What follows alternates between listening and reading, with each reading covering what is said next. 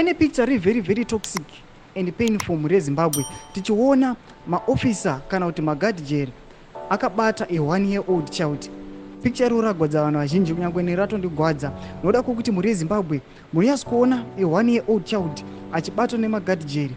Vasungwa vakagara vanyasorodza vatopererwa zvinhu zvakavaomera. Saka mina mashoko abudai chitaugwa panapa nafadza yemene kuti subscribe like kuti on the bell icon. Picture muri kuona irero anonyora achiti there is nothing safe about 1-year-old being incarcerated in prison. Those cells at Chikurubhi have no toilets, let alone running water. Inmates sleep on the floor using dirty, lice-infected bandages. How can this be a safe environment for a baby? Moreover, the food consumed in prison is not fit for human consumption. The mother and baby's nutrition are in serious jeopardy. The unsanitary conditions, fertilize, dispose.